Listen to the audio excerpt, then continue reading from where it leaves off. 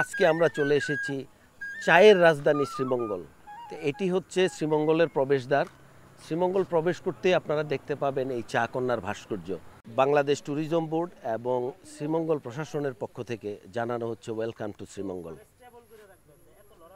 এখন আমরা যাব শ্রীমঙ্গলের উদ্দেশ্যে এই রাস্তা ধরে।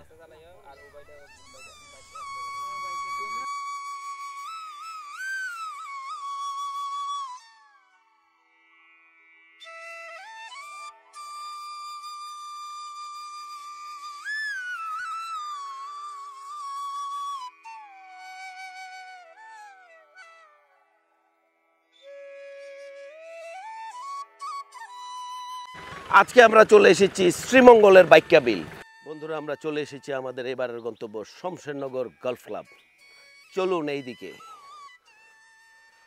চলে এসেছি ক্যামেলিয়া লেক। এটাই হচ্ছে ক্যামেলিয়া লেক। এখন একটু উপরে যাব। বাগানের ভিতরে চতুর্দিকে চা বাগান, মাঝখানে লেক। তো দারুণ লাগছে। আমরা এখন একদম পানিতে গিয়ে দেখব।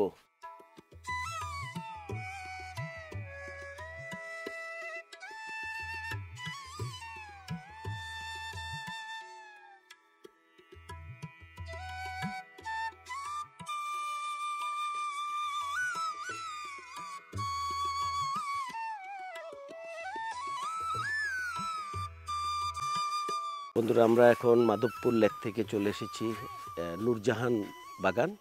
তো আমরা এখন লাউয়াছড়া জাতীয় উদ্যানের গেটে। লাউয়াছড়া বনটা সফল হইল আজকে। সাইনবোর্ডের মধ্যেই বসে আছে, এই যে লাইভ।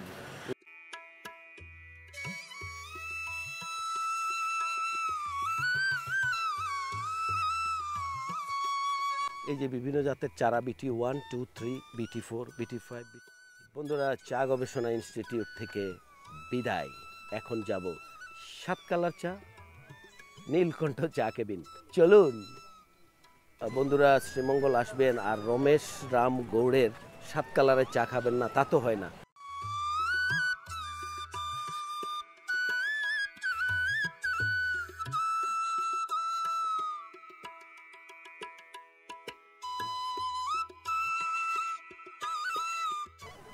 বৌদ্ধভূমি 71 শ্রীমঙ্গল থেকে অনলি টুটুল। এটি হচ্ছে বাংলাদেশ বন্যপ্রাণী সেবা ফাউন্ডেশন। এটি প্রতিষ্ঠা করেছেন সীতেশবাবু।